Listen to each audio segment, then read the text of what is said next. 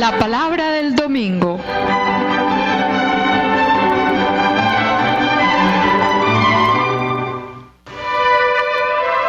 A cargo de David Kapkin, servidor del Evangelio. Una lectura y explicación de los textos bíblicos de la liturgia católica dominical. Análisis literario y crítico al servicio de la comprensión de la palabra, de la interiorización existencial y de la actualización del mensaje para la hora presente.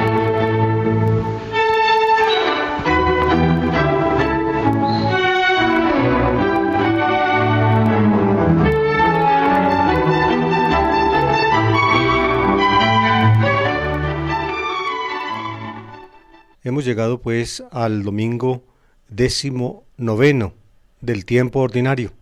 Ya el año litúrgico está enfilando sus pasos hacia la meta, hacia la conclusión. Son 34 domingos en el tiempo ordinario y una vez terminado comienza un nuevo ciclo. Se abre el tiempo del Adviento y repetiremos el año entrante lo que hicimos este año, es decir, recorreremos de la mano de la Iglesia el misterio de la dispensación de Dios en Jesucristo. 19 domingo del tiempo ordinario. Ustedes saben que todos los domingos hay 3 lecturas, se señalan 3 lecturas para la liturgia de la Eucaristía. La primera tomada del Antiguo Testamento, la segunda tomada de una carta apostólica y la tercera de uno de los evangelios. Los evangelios están distribuidos en 3 ciclos, o mejor dicho, los textos de los domingos están distribuidos en 3 ciclos, A, B y C, y en el tiempo ordinario se prefiere en el ciclo A, Mateo, en el ciclo B, Marcos y en el ciclo C, Lucas. Como estamos en el ciclo C, entonces el evangelio de este domingo también será tomado de Lucas, como lo había sido en los domingos anteriores. Estamos recorriendo el Evangelio lucano. Precisamente esto me pone a mí, digámoslo así, frente al mismo objeto de explicación que en el curso de Lucas que me está tocando también impartir a través de esta emisora.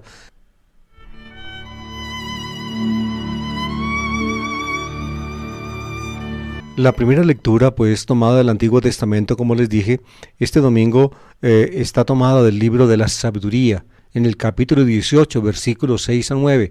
Yo siempre, cuando llegamos a un libro del Antiguo Testamento, siempre les doy una explicación, el panorama crítico de este libro, es decir, lo que se sabe en la investigación actual sobre ese libro. El libro de la sabiduría es un libro originalmente griego, fue escrito en griego y fue escrito. Es posiblemente el último libro que entró en el canon no judío sino cristiano del Antiguo Testamento. Surgió en Alejandría, entre la colonia judía que era muy grande y que vivía en esa ciudad. Después de la destrucción de Jerusalén por los babilonios, muchos judíos pues que acostumbraban, pues que tenían expedito el camino hacia Egipto, pues fueron a residir a Egipto. La ciudad de Jerusalén y Judea quedó reducida a escombros y aprovecharon judíos para ir a Egipto y desde esa época posiblemente muchos permanecieron allí. Pero la época en que se produjo, diría yo, el mayor contacto de Palestina, es decir, de la región habitada por los judíos a Egipto y de Egipto a Palestina, fue a partir del siglo III a.C.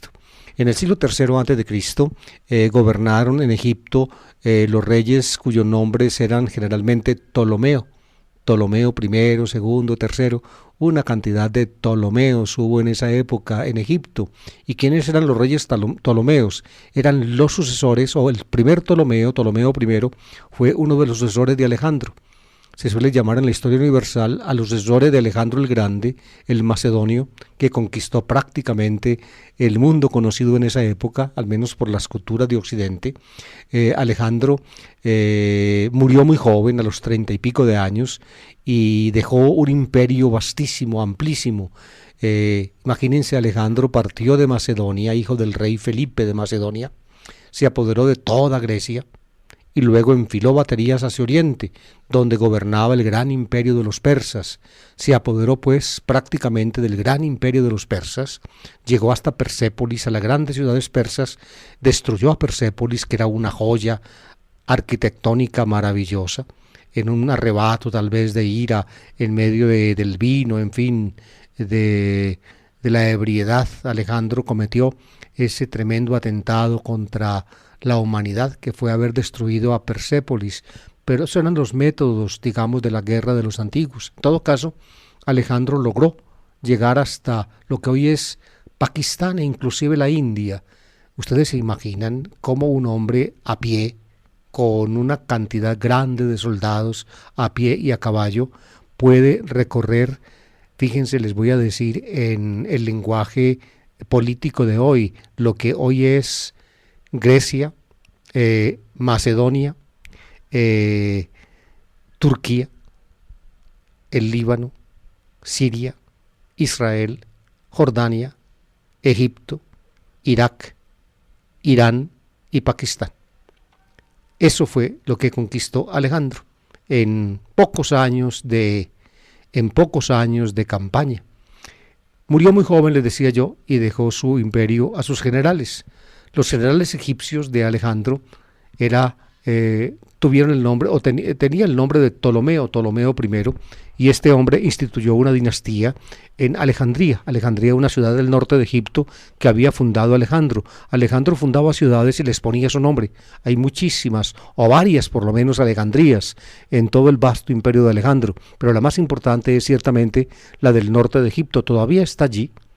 Actualmente es una ciudad árabe en el Egipto que se volvió árabe, es decir, prácticamente la antigua cultura de los faraones, la antigua cultura del Valle del Nilo, que fue cristianizada cuando el cristianismo se regó, luego fue, digamos, casi brutalmente islamizada, y hoy en día los cristianos que quedan en Egipto son muy pocos. Prácticamente todo Egipto es de cultura islámica, Alejandría también, pero fue la gran ciudad de Alejandro. Allí gobernó pues Ptolomeo I y luego los sucesores, que llevaron casi siempre el nombre de Ptolomeo. Hubo como 7 o 8 Ptolomeos, no recuerdo cuántos. En todo caso, una sucesora o una de la estirpe de la dinastía de los Ptolomeos fue la famosa Cleopatra, que ustedes la han oído mentar mucho. Cleopatra, la novia de varios de los generales romanos, empezando por César, Julio César y con Marco Antonio. Ella pues era una mujer muy dadivosa y se enamoró y enamoradiza, y le gustaba enamorarse de los poderosos, de César y luego de Marco Antonio, y en ambos matrimonios o en ambas uniones le fue mal. Finalmente, cuando Marco Antonio murió en la batalla contra Octaviano, ella no tuvo más remedio que partir de este mundo. Se hizo picar de una víbora y murió.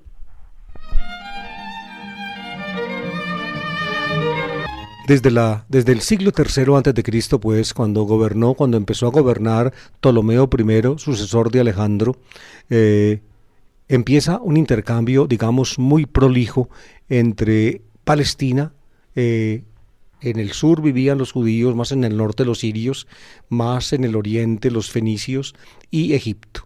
El intercambio fue vasto e importante, de tal manera que muchos judíos se hicieron ricos con el comercio entre su tierra y Egipto. Muchos residían en Alejandría y evidentemente los que llegaron de Palestina todavía conservaban el arameo y el hebreo quizá, y leían la Torá en hebreo, pero ya los hijos y los hijos de los hijos olvidaron la lengua de los antepasados y fue necesario traducir la Biblia del hebreo al griego.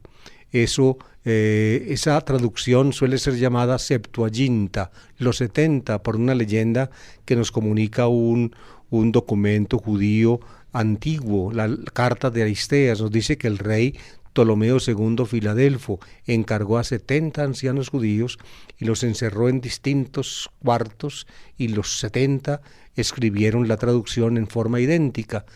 Con esta leyenda se quería dar evidentemente autoridad divina, no solamente pues al texto hebreo de la Biblia, sino también al griego. Se difundió pues la cultura griega entre judíos de Alejandría, y como el intercambio con Palestina era tan vasto y tan importante, también llegó la cultura griega a Palestina. Pues bien, entre los judíos alejandrinos en el siglo I antes de Cristo hubo un hombre inteligente, no sabemos el nombre, y este escribió el llamado libro Sofía Salomonos, Sabiduría de Salomón. Fue llamado así el libro porque, digamos, todas las obras de la Biblia que tocan el tema de la sabiduría, por ejemplo, los Proverbios, el Eclesiastés, en fin, los libros, digamos, de la sabiduría en la Biblia, que tocan ese género literario, llamémoslo así, inclusive pues el Cantar de los Cantares, que es una colección de canciones de amor, y también fueron atribuidos a Salomón. Los judíos acostumbraban a atribuir a las grandes figuras de la antigüedad las obras más importantes. Sofía Salomonos, Sabiduría de Salomón. Salomón vivió en el siglo X antes de Cristo. Y fíjense, este libro es del siglo I antes de Cristo. Y cuando uno lee, ahora vamos a leer el pedacito que toca este domingo, uno se da cuenta que el libro nunca pudo ser compuesto en hebreo. En hebreo no se escribe así, como este libro, pues, como este libro suena, ahora lo vamos a ver, sino que es evidentemente lenguaje en una lengua indoeuropea, en este caso el griego, muy parecida, digamos, en idiosincrasia a la nuestra. Cuando uno traduce al castellano textos hebreos, pues suena como raro, porque el hebreo y nuestros idiomas indoeuropeos tienen una diferente estructura y una diferente manera aún de pensar y de decir las cosas. En cambio, el griego es una lengua pariente del latín, y el latín es nuestra lengua madre, y por tanto las lenguas europeas básicas, las griegas, las latinas, las eslavas y las anglosajonas, germánicas, todas se parecen.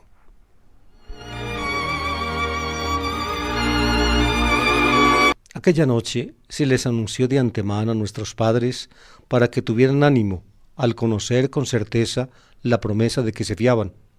Tu pueblo esperaba ya la salvación de los inocentes y la perdición de los culpables, pues con una misma acción castigabas a los enemigos y nos honrabas, llamándonos a ti. Los hijos piadosos de un pueblo justo ofrecían sacrificios a escondidas y de común acuerdo se imponían esta ley sagrada, que todos los santos serían solidarios en los peligros y en los bienes, y empezaron a entonar los himnos tradicionales. ¿Saben, queridos oyentes, de qué está hablando el autor en el pedacito que acabamos de leer? Les voy a decir, y si ustedes no conocen la respuesta por su estudio anterior o porque han leído este libro, ustedes no lo van a creer. Está hablando de la noche en que los israelitas, los hebreos, salieron de Egipto. ¡Ja! ¿Qué diferencia hay entre esta narración del libro de la sabiduría, escrito en el siglo I antes de Cristo, y los textos antiguos hebreos que nos trae el libro del Éxodo, en los capítulos 12 y siguientes, de cuando se nos habla de la primera Pascua, del ángel exterminador que atacó los primogénitos de los egipcios, de Dios que con mano poderosa y brazo extendido sacó a su pueblo de Egipto. Ustedes ven que el estilo pues bíblico y este estilo del libro de la sabiduría son muy muy distintos. Este libro entró en la Biblia, queridos oyentes, el libro de la sabiduría, en la Biblia, diría yo, cristiana, no en la Biblia judía. Como es un libro escrito en griego, después de la destrucción de Jerusalén, los judíos que quedaron, todos pertenecientes básicamente al grupo de los fariseos, recogieron los escritos sagrados de su pueblo y prácticamente fijaron una lista. Esa lista se llamó canon, es decir, la norma por todos aceptada de los libros sagrados, canon, el canon bíblico. Y en los libros que ellos fijaron, en el canon no estaban sino los libros originalmente escritos en hebreo. Como este libro es un libro escrito en griego, entonces no entró en el canon de la Biblia hebrea. Si ustedes abren una Biblia, digamos, de uso para los judíos, ustedes nunca encontrarán este libro. Luther, en el siglo XVI, digamos, se extrañó de que los cristianos tuvieran en su Biblia un número de libros más grande que los que tenían los judíos. Y entonces Martín Lutero, como decimos nosotros, excluyó de la Biblia de los evangélicos, o de la Biblia que actualmente utilizan los evangélicos, excluyó 7 libros, y entre ellos este libro de la sabiduría, de modo que tampoco este libro aparece en las Biblias evangélicas, pero sí en las Biblias católicas. ¿Por qué? Porque ya desde la época misma de los apóstoles, los cristianos que se regaron en las sinagogas de la diáspora judía, es decir, que tuvieron contacto con judíos de habla griega, entre los cuales ganaron precisamente los primeros adeptos a la fe cristiana, estos cristianos pues asumieron de la sinagoga judía de la diáspora, de la sinagoga de habla griega, asumieron también libros de la Biblia escritos en griego, entre ellos la Sofía Salomonos, la sabiduría de Salomón. Les decía yo pues que el tema de este pedacito que leímos hoy es la salida de Egipto. Aquella noche se les anunció de antemano a nuestros padres para que tuvieran ánimo al conocer con certeza la promesa de que se fiaban, es decir, la noche de la salida de Egipto. Moisés los preparó, Moisés les dio las instrucciones. Esa noche debían celebrar los grupos hebreos que procedían del nomadismo, es decir, que originalmente no vivieron en ciudades, no eran sedentarios, entonces tenían todavía en sus costumbres religiosas la costumbre de ofrecer a la divinidad el primer macho que nacía en la primavera en sus rebaños, sea cordero, sea cabrito. Ese día pues celebraban ellos esa festividad que es un recuerdo de su vida nómada, la celebraban en Egipto, y esa noche precisamente fue la noche escogida para salir de Egipto. Por tanto, la salida de Egipto, según la Biblia, se sitúa en el contexto del sacrificio de la Pesaj, así se dice en hebreo, la Pascua, que era el sacrificio de las primicias del rebaño en primavera. ¿Por qué en primavera? Porque en primavera parían las ovejas y las cabras. Durante el invierno se producía la gestación, y cuando ya empezaba el sol a calentar la tierra y reverdecía la tierra, entonces las madres parían y podían encontrar comida fresca para producir leche y alimentar a sus crías. La primera cría pues era utilizada como un sacrificio en honor de Dios. Pues bien, con motivo de la salida de Egipto, del éxodo, entonces la Pascua pasó a ser, digámoslo así, la fiesta, el memorial, el recuerdo perenne de ese acontecimiento salvífico. Tu pueblo esperaba ya la salvación de los inocentes y la perdición de los culpables, es decir, que Dios los iba a salvar a ellos y que iba a perder a los egipcios. Pues con una misma acción castigabas a los enemigos y nos honrabas llamándonos a ti. Es decir, al sacarlos de Egipto, Dios honraba a su pueblo y al mismo tiempo castigaba a los egipcios. Ustedes ven que aquí está pues el mensaje bíblico, está está presentado en un lenguaje que no es el de la antigua Biblia judía o el de la antigua Biblia hebrea. Y termina el texto con una alusión a la Pascua. Los hijos piadosos de un pueblo justo ofrecían sacrificios a escondidas y de común acuerdo se imponían esta ley sagrada, que todos los santos serían solidarios en los peligros y en los bienes. Es decir, la comida de la Pascua, la comida del Cordero Pascual, los hacía a ellos solidarios, afrontar juntos los peligros y disfrutar también juntos de los bienes y los dones de Dios. Y termina el pedacito que escuchamos este domingo, termina con esta frase que al principio, uno no entiende, y empezaron a entonar los himnos tradicionales. ¿Por qué? Porque en la ceremonia judía de la Pascua, después de comer el Cordero Pascual, ellos debían, entonar unos salmos, el Halel, que se llama en la Biblia, unos salmos que precisamente concluían la celebración. Ustedes ven pues como la celebración posterior de la Pascua se proyecta a la Pascua original de la salida de Egipto, y de esta manera el autor del libro de la sabiduría presenta el mensaje en un lenguaje completamente diferente al lenguaje de los antiguos libros hebreos.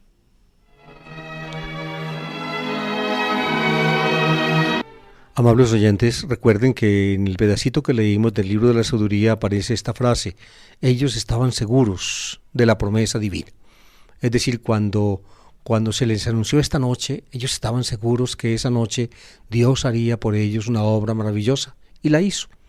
El tema básico entonces aquí es la fe. Por eso, en la segunda lectura de este domingo y también la lectura evangélica van a bordear ese tema. La segunda lectura está tomada de la carta a los Hebreos. La carta a los Hebreos es una carta, digamos, añadida al Corpus Paulinum, es decir, al cuerpo paulino que se llama en la Biblia, los escritos que están encabezados por el nombre de Pablo, sea los protopaulinos, es decir, los que vienen directamente de él, sea los deuteropaulinos, los que provienen de su escuela. La carta a los Hebreos no proviene de la escuela paulina, al menos directamente paulina, sino más bien probablemente de la escuela antioquena, lo mismo que las cartas de Pablo, la primera carta de Pedro, también la carta a los Hebreos, son teología antioquena. En Antioquía floreció una iglesia muy importante, la más importante de las iglesias entre los años 40 y probablemente 60, en Antioquía. Allí actuó Pedro, también Pablo. Esa iglesia la fundaron los helenistas que habían huido de Jerusalén porque los perseguían, y de esa manera sacaron ellos de los límites judíos el evangelio cristiano y sacaron las antiguas tradiciones de los hechos y dichos de Jesús. Fue en Antioquía o en el círculo antioqueno donde aparecieron los evangelios, empezando por Marcos, luego Mateo, luego Lucas, y también digámoslo así, la antigua tradición joánica tiene que ver con la iglesia de Antioquía y con los helenistas. Por tanto, la importancia de Antioquía nunca alcanzará a ser bien ponderada para lo que el cristianismo ha llegado a ser. La carta a los Hebreos, por tanto, procede de ese círculo antioqueno, pero no es un escrito directamente paulino. Durante muchos siglos fue considerada como de Pablo, y así la titulaba la iglesia en sus lecturas oficiales: lectura de la carta del apóstol San Pablo a los Hebreos. Hoy en día prácticamente son muy pocos los que todavía leen así. Algunos leen así porque evidentemente no quieren renunciar de ninguna manera a herencias del pasado, pero aún oficialmente en la liturgia, en la introducción de la lectura de esta carta dice simplemente lectura de la carta a los Hebreos. Es decir, oficialmente ya la liturgia católica le quitó, digamos, la autoría paulina a esa carta. Decimos simplemente lectura de la carta a los Hebreos, y cuando uno lo escucha y cuando uno lo lee, uno sabe que los temas son muy semejantes a los de Pablo, y el tratamiento de los temas es muy semejante al de Pablo. Al fin y al cabo, tanto Pablo como la primera carta de Pedro, como esta carta a los Hebreos, echan sus raíces en la teología antioquena, pero el estilo del autor es bien, pero bien distinto al de Pablo. Es decir, aquí ve uno claramente que es un autor diferente. No es Pablo el autor de esta carta.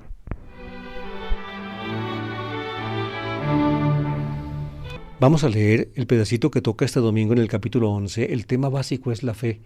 Se describe lo que la fe es y luego se muestra a partir del Antiguo Testamento ejemplos maravillosos de lo que la fe es y de lo que la fe alcanza. Escuchemos. Dice: hermanos, la fe es seguridad de lo que se espera y prueba de lo que no se ve. Por su fe son recordados los antiguos.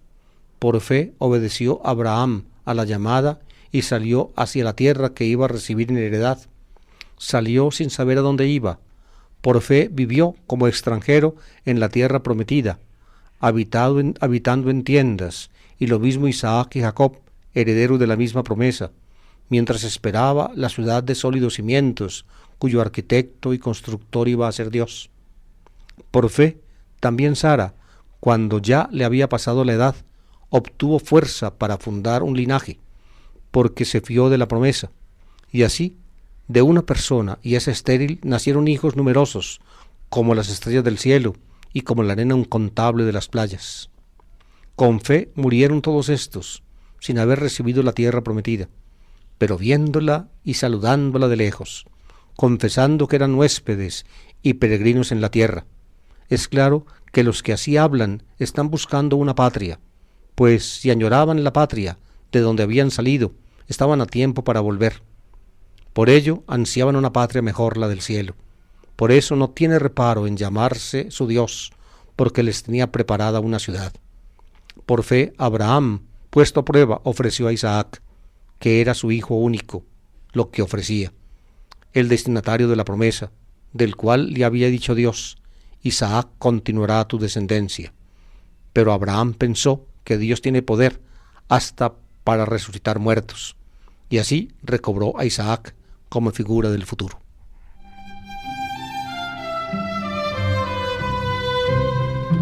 Aún, queridos oyentes, en la traducción española de este texto se nota, digamos, la altura de la composición. El autor de la carta a los Hebreos escribe el mejor griego del Nuevo Testamento, el mejor griego.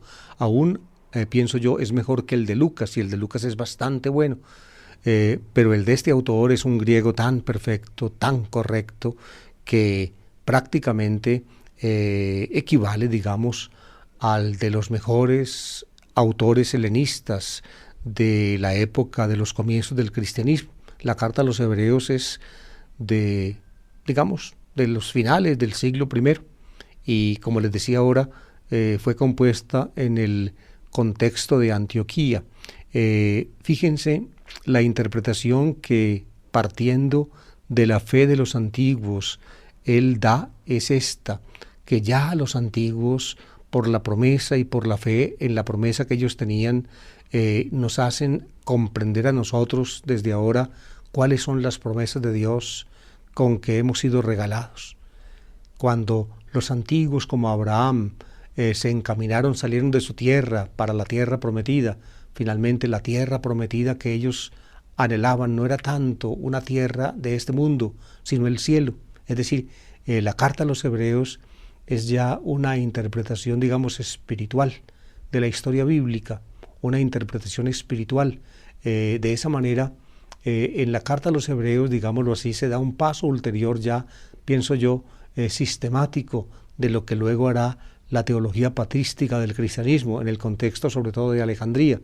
Ya empezará a reinar la alegoría para poder interpretar y poder actualizar los elementos de la historia. Como muchos de los textos bíblicos son textos, digámoslo así, escritos con un trasfondo histórico para hacer que la historia, que al fin y al cabo es un recuento de hechos que ocurrieron de una vez para siempre y que de por sí quedan como encerrados en sí mismos, para poderlos comprender en cualquier horizonte diferente, cuando pues se necesita, digamos, en alguna forma existencializar los textos para que los mensajes sobre la historia le digan algo a la existencia del creyente. Entonces se usó la alegoría para ampliar su sentido y para poder abarcar con ese sentido a todas las posibles generaciones de creyentes que iban a inspirarse en ese mensaje.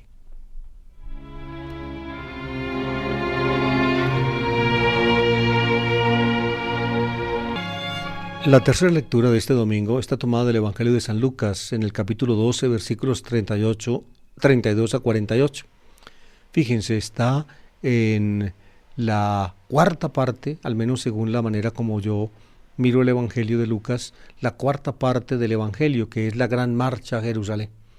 Lucas, entre 9:51 y 19:27, habla o describe la gran marcha de Jesús con sus discípulos, en este caso los 12 y otros, hacia Jerusalén.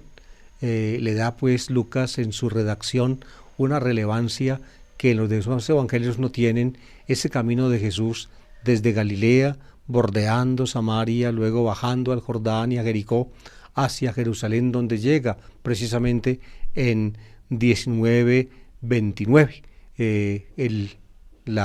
en lo que corresponde a nuestro uso común, el famoso Domingo de Ramos. Pues bien, dentro de ese marco amplio de la gran marcha, Lucas reúne materiales que no están en Marcos, son los materiales de otras fuentes, Q, por ejemplo, la llamada fuente Q, las fuentes propias lucanas, lo reúne en ese gran inserto de Lucas 9:51 a 18:14. Allí están materiales que no proceden de Marcos. Lucas no disemina, digamos, como hace Mateo, materiales de otras fuentes en el texto de Marcos, sino que reúne básicamente en 2 puntos, 2 bloques, los materiales que no son de Marcos, que son de Q, por tanto, o de fuentes propias lucanas, y los inserta en el hilo de Marcos. Pues bien, el pedacito que vamos o que toca leer este domingo pertenece a la Gran Marcha y no está, por tanto, en Marcos. Son materiales que no están en Marcos, sino que son propios lucanos, por tanto, por hipótesis se dice que proceden de la fuente propia lucana, que algunos eruditos, sobre todo los de cultura inglesa, llaman L, la fuente L, la L de Lucas, es decir, los materiales propios de Lucas, o la fuente Q, es decir, que son comunes a Mateo y Lucas. Escuchemos el texto, es Lucas 12, 32 a 48.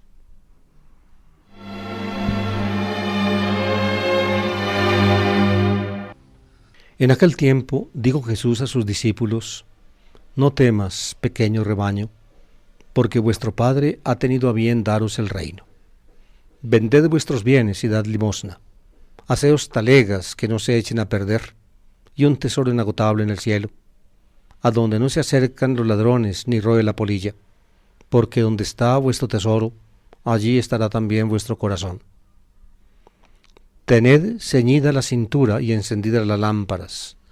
Vosotros estad como los que aguardan a que su señor vuelva de la boda, para abrirle apenas venga y toque. Dichosos los criados a quienes el Señor al llegar los encuentre en vela. Os aseguro que él mismo se ceñirá, los hará sentar a la mesa y les irá sirviendo. Y si llega entrada la noche o de madrugada y los encuentra así, dichosos ellos. Comprended que si supiera el dueño de casa a qué hora viene el ladrón, no lo dejaría abrir un boquete. Lo mismo vosotros, estad preparados, porque a la hora que menos penséis viene el Hijo del Hombre. Pedro le preguntó: Señor, ¿has dicho esta parábola por nosotros o por todos? El Señor le respondió: ¿quién es el administrador fiel y solícito, a quien el amo ha puesto al frente de su servidumbre, para que le reparta la ración a sus horas? Dichoso el criado a quien su amo, al llegar, lo encuentre portándose así. Os aseguro que lo pondrá al frente de todos sus bienes. Pero si el empleado aquel piensa: mi amo tarda en llegar, y empieza a golpear a los muchachos y a las muchachas, a comer y beber y emborracharse, llegará el amo de ese criado el día y a la hora que menos lo espera, y lo despedirá, condenándolo a la pena de los que no son fieles. El criado que sabe lo que su amo quiere y no está dispuesto a ponerlo por obra, recibirá muchos azotes. El que no lo sabe, pero hace algo digno de castigo, recibirá pocos. Al que mucho se le dio, mucho se le exigirá. Al que mucho se le confió, más se le exigirá.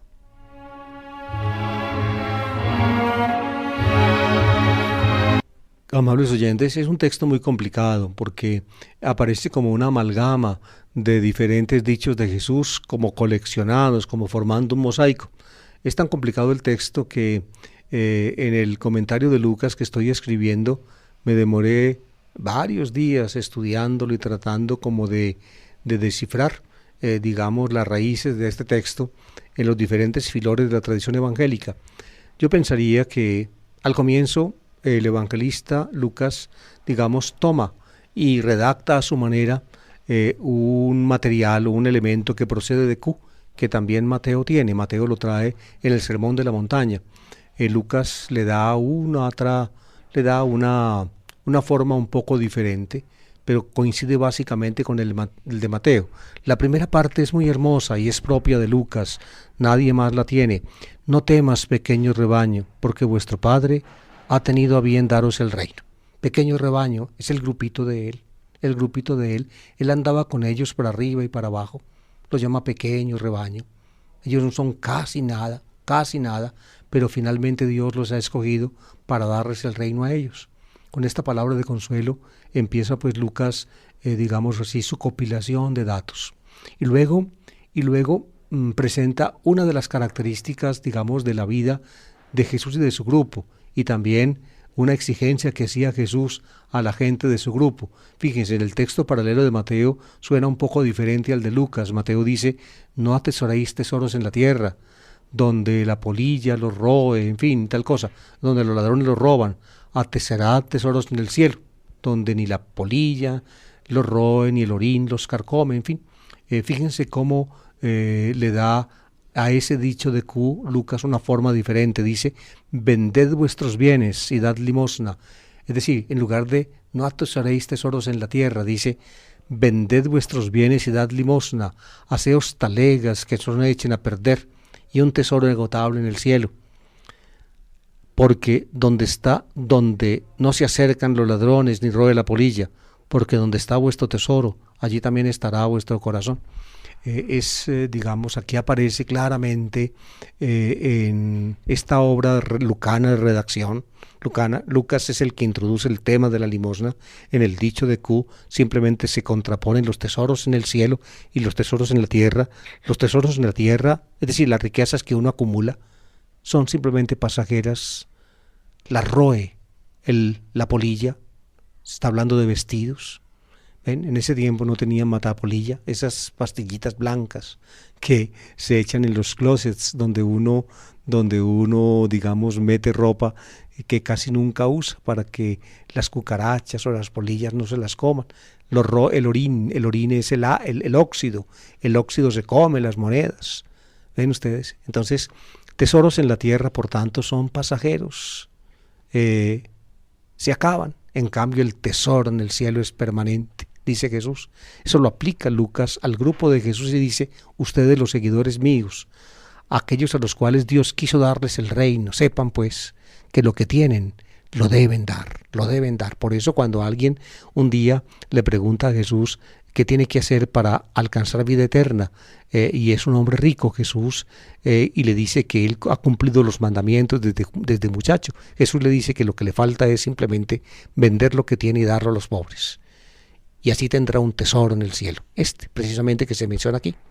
Y el hombre entonces se va pesaroso, frunce el ceño y se va, porque era muy rico. Así cuenta Marcos. Lucas lo cuenta también en una forma algo parecida. En Marcos el hombre se va pesaroso, en Lucas no se va, sino que se queda allí para seguir oyendo las otras cosas que Jesús dice. De modo que esto es lo que hay que hacer. Uno tiene que ser absolutamente desprendido, tiene que aprender a compartir lo que tiene.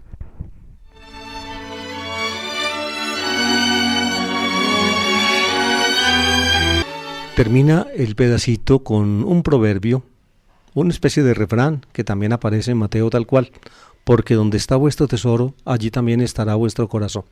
Es decir, el corazón de uno está en lo que uno ama.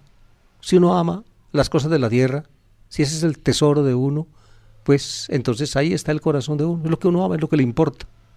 En cambio, si uno ama a Dios, y en Dios entonces, y por Dios, por el reino, es capaz uno de compartir lo que tiene, entonces el corazón de uno está en Dios y en el cielo.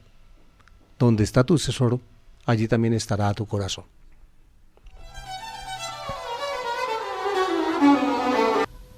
El tejido de dichos que Lucas continúa pues aquí acumulando, tienen tema escatológico. El anterior también habla del tesoro en el cielo, como ustedes ven, habla de que Dios les ha dado el reino, es decir, todo eso tiene una proyección al reino definitivo de Dios. Por eso Lucas puede seguir tejiendo en su compilación otros dichos de Jesús que toma de sus fuentes. Fíjense, tened ceñida la cintura y encendidas las lámparas, y vosotros sed como los que aguardan a que su Señor vuelva de la boda para abrirle apenas venga y llame. Hay detrás de esto una parábola de Jesús. La parábola es que se va el dueño de casa para una fiesta de bodas y deja a los servidores, a los criados encargados. Y los criados, como el patrón va a volver en cualquier hora de la noche, no pueden simplemente acostarse a dormir, porque si se acuestan a dormir no van a abrirle al patrón apenas venga y toque. Deben estar pues en vela. Estar en vela, fíjense, nosotros decimos estar en vela también puede decirse en castellano vigilar. Vigilar, originalmente en la palabra latina, de donde viene nuestro verbo, no es cuidar, sino permanecer vigilante, es decir, en vela, no dormir. Hay que permanecer en vela. ¿Y por qué las velas, las de cebo, se llaman así? Porque precisamente se prenden de noche y le ayudan al que vigila, es decir, al que no duerme, le ayudan a permanecer despierto. Ustedes ven el origen de las palabras. Vosotros, pues, sed como los que aguardan a que su Señor vuelva de la boda para abrirle apenas venga y toque. Deben estar listos, porque en cualquier momento el patrón va a llegar. Dichosos los criados, a quienes el Señor al llegar los encuentre en vela. Os aseguro que Él mismo se ceñirá, los hará sentar a la mesa y los irá sirviendo. Fíjense, los criados en la noche, cuando el patrón se va para la fiesta, deben permanecer ceñidos, es decir, con la túnica amarrada a la cintura, como dispuestos al trabajo. Es decir, no deben simplemente, como decimos nosotros ahora, ponerse la pijama y acostarse. Y apenas llegue el Señor empezarán pues entonces a vestirse rápidamente para ir a abrirle, ¿no? Sino que deben estar listos, ya con la túnica ceñida a la cintura. Aquí se emplea el mismo tópico, pero no ya de los criados, no del Señor. El Señor se ceñirá, es decir, Él se amarrará la túnica a la cintura, como se suele hacer cuando se va a trabajar. Cuando se va a trabajar, entonces la túnica no está suelta, porque entonces toda esa bata suelta no lo deja uno trabajar con agilidad. Entonces se amarra la túnica a la cintura, pues naturalmente con un cinturón. Eso hará el Señor. El Señor se ceñirá, los hará sentar a la mesa y los irá sirviendo. Es decir, los servidores se volverán los servidos. Y el Señor, servido por los servidores, se convertirá en servidor de sus servidores. Es una imagen muy hermosa, muy hermosa. Esa parábola, esta imagen que utiliza aquí el dicho de Jesús, luego se concreta hermosamente, Lucas lo concreta en el sermón de la cena, en la forma lucana del sermón de la cena, cuando Jesús les pregunta a los suyos sentados con él a la mesa, en la última cena les pregunta, ¿quién es más grande, el que está sentado a la mesa o el que sirve? ¿Acaso no es más grande el que sirve? ¿Acaso no es más importante el que está sentado a la mesa? Claro, en un banquete el que está sentado a la mesa es el importante. ¿El que sirve quién es? Es el servidor, el criado. Pues bien, dice Jesús, ciertamente el más importante el que está sentado a la mesa. Pero fíjense, dice Jesús, yo estoy entre vosotros como el que sirve. Es decir, Él, que es el más grande, se hace servidor. Esta preciosa palabra de Jesús en Lucas, y que también está detrás de este pedacito que acabamos de encontrar en el Evangelio, esto es lo que se vuelve una escena concreta en el cuarto Evangelio, en el episodio bellísimo, la inauguración o la introducción del relato de la pasión en el Evangelio de Juan, capítulo 13, el lavatorio de los pies. En el lavatorio de los pies Jesús hace el oficio de esclavo, el oficio de criado, cuando él mismo se amarra toalla a la cintura, coge ponchera y coge jarra y empieza a lavar los pies de los discípulos. Es decir, el Señor y el Maestro hace el oficio del esclavo y del servidor. ¿Y quién es más grande? Más grande es el Señor y el Maestro, pero el Señor y el Maestro se vuelve criado y servidor, para indicar pues que la grandeza es paradójica. Si uno quiere ser realmente grande, tiene que hacerse pequeño. Si uno quiere ser primero, tiene que volverse último. Esa es la paradoja de Jesús. Jesús se caracteriza por esta manera paradójica de hablar y de vivir.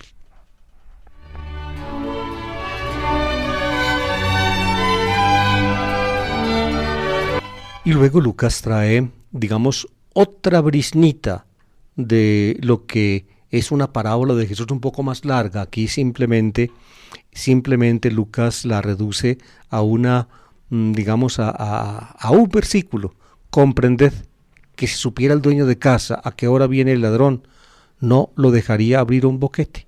Claro, es que los ladrones atacan cuando, atacan de noche, atacan de noche. De noche se aproximan a la casa cuando todo el mundo está dormido y entonces abren un boquete en las paredes de barro y se meten por allí y le roban. Entonces, si el dueño de casa sabe a qué horas viene el ladrón, permanecería en vela, no se dormiría, para que en el momento en que el ladrón intente abrir el boquete para entrarse a su casa y robarle, en ese momento lo pille el dueño de casa y lo eche. Eso es lo que dice Jesús, comprended. Si supiera el dueño de casa a qué horas viene el ladrón, no lo dejaría abrir un boquete. Es decir, la idea básica es, tenemos que estar vigilantes, no dormirnos, porque la vida es como una noche en que el patrón se fue, pero va a volver, en que de pronto, en la otra comparación, llega el ladrón e intenta meterse en nuestra casa. Tenemos que estar vigilantes, estar preparados, estar en vela, porque en cualquier momento regresa el patrón, o en cualquier momento se nos mete el ladrón.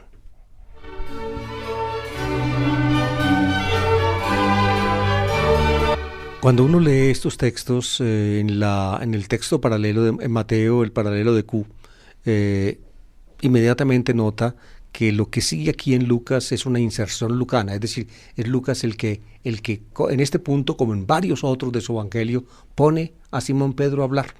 Cuando Lucas, por su plan, es decir, por su, por su proyecto de escribir, necesita que alguien interrogue a Jesús o le haga una pregunta o ponga una objeción. Lucas, siguiendo ya una costumbre previa a él, ya Marcos también la tiene, Lucas mete a Pedro. ¿Por qué? Porque Pedro prácticamente representa a la iglesia.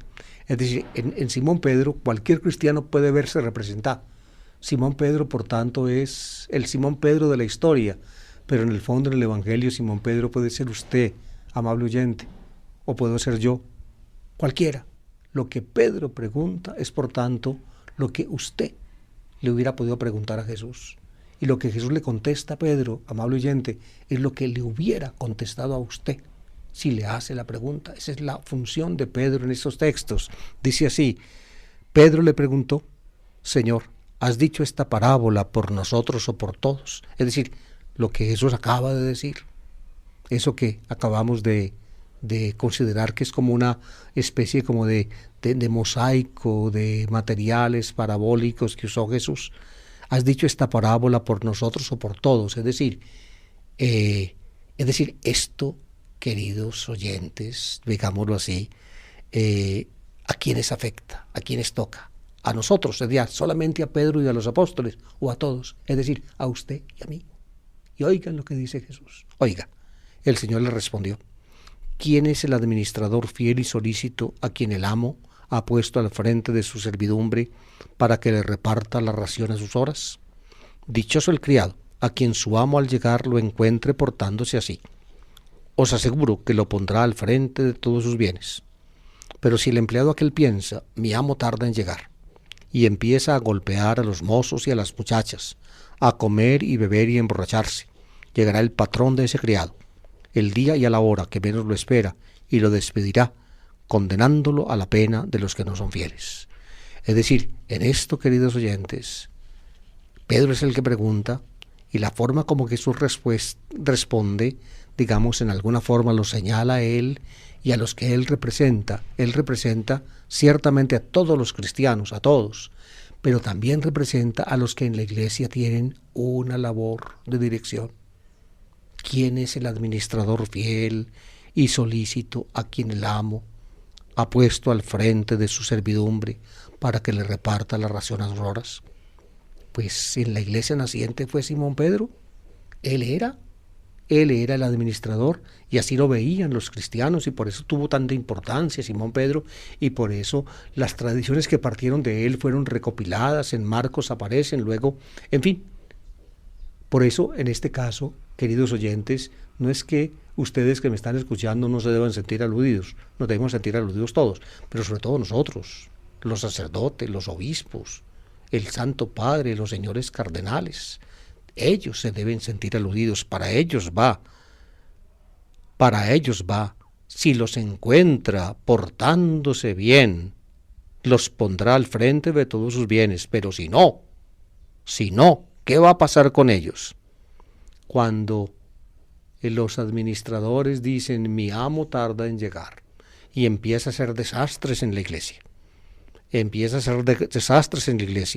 a golpear y a tratar mal a la gente, como dice aquí, a comer, beber y emborracharse y otras cosas que también pueden pasar. ¿Qué va a hacer con ellos? Llegará el amo de ese criado el día y a la hora que menos lo espere y lo despedirá, condenándolo a la pena de los que no son fieles. Es decir, todos los cristianos tenemos que dar cuenta de nuestra administración, pero particularmente aquellos a los cuales más se les confió. Al que mucho se le dio, mucho se le exigirá. Al que mucho se le confió, más se le exigirá. Y así, queridos oyentes, terminamos por hoy nuestra palabra del domingo.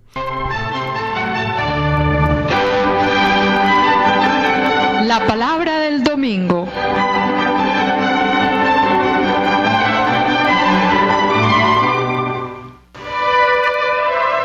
A cargo de David Kapkin, servidor del Evangelio.